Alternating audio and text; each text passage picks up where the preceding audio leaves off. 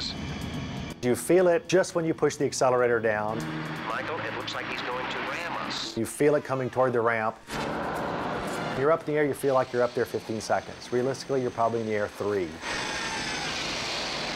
The impact is horrible. That's the part that really hurts.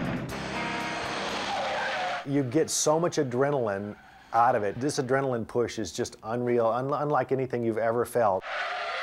If I had nerves, that would have been nerve-wracking. With the kit car, we always wanted to jump higher, faster, longer, make it look more elaborate, do things that people hadn't seen before. Knight Rider was in a city, so we decided let's do car jumps in a crowded city. Let's do them in, alley to alley, across cars, places where it was really, really a tight fit.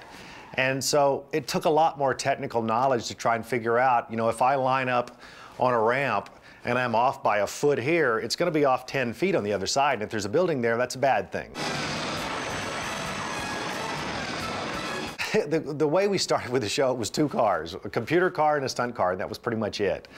And the computer car, they wouldn't let me touch. I mean, it was strictly David gets in this and gets out of it, and he gets to drive it, and nobody else gets in this car. We had one shot we were doing where David wanted to drive our hugely expensive computer car around the corner, and I said, no, let's just put him in a stunt car. And they said, we've already loaded all the stunt cars.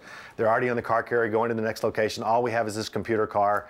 Can he drive that one? And I said, yeah, he can drive it great, but it's not set up like our stunt cars. And they said, well, that's all we have. He's just going to come around the corner fast, and that's all it is. So I said, okay, great. And we're sitting there, and here comes David around the corner, and he's flying. And I went, oh, no.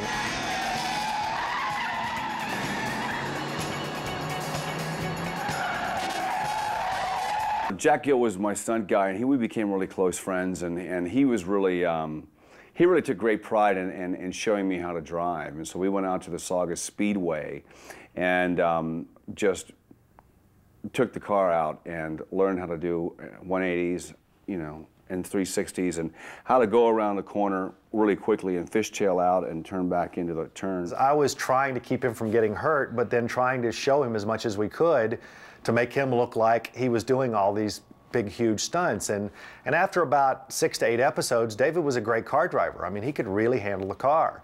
The problem was we didn't want to get him hurt. And so even for the jumps, I couldn't put him in any of the jumps, but for sliding around corners and coming in fast, David was the guy. All right, get in here fast.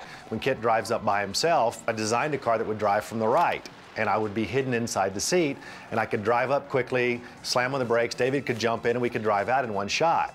And the only problem that came out of that is David and I fought over who was driving once he got in the car. It was always, let go of the wheel, I've got it. And I'd say, no, I'm driving, you act. And he's saying, I'm in the car, I want to drive. The good part about that was that I'm hidden in the seat and I can hit him anytime I wanted. I would have been here sooner, but you didn't tip the valet.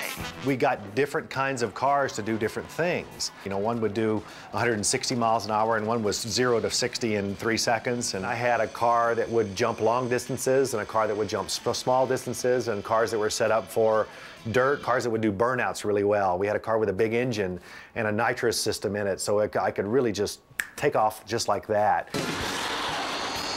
There was always one big master stunt for each episode, and every one of them was life-threatening. It's not to say that accidents don't happen on the set, they always do, and we were never virgins with that either. We had a lot of cars that got crashed, and only because you're jumping a car an extreme amount of distance and dropping 4,000 pounds to the cement and compressing your spine. And that's why I now have this titanium plate in my neck, is from all the whiplash. But, knock on wood, we never had any major injuries, not at all. You gotta try it sometime, you'll like it. I'll catch you later. Knight Rider was a testing ground for all of us. When Kit or David had to back out of that moving semi, we did that reel. I only had 3 inches on either side of the mirror to back it out. And once you backed it out, you're going down the road at 50 miles an hour. You had to be in neutral, and you backed it out when the rear wheels touched. You then put it in drive, let the van go away, and then lock it up and throw a big 180 and go the other direction. It was pretty tough. And every now and then I'd rip a mirror off. What a neat car. The most fun that I ever had was seeing kids that come up that think this car can really drive itself. And so I would go hide. I'd go around to the backside of David's motorhome and get in the seat and cover myself all up. David Hasselhoff would say, okay, kid, come on. And, there'd be 50 kids standing around, and I'd come flying around the corner and stop. And he'd say, come a little closer, back up, and we'd play the whole thing out. We had a bunch of kids that had gotten off the school bus and came running over to see the car. Well, they had just seen this episode of a bunch of thugs coming in and beating on the car with baseball bats, and there was absolutely no damage. Well, these kids come over to the car and start kicking it and bashing it and beating on it, and it's denting.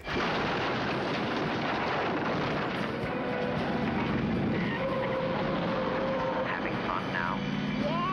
Yeah. I grew up with it. I found my wife, on Knight Rider, and it was amazing. But with Knight Rider, we were really pushing the envelope on every single episode.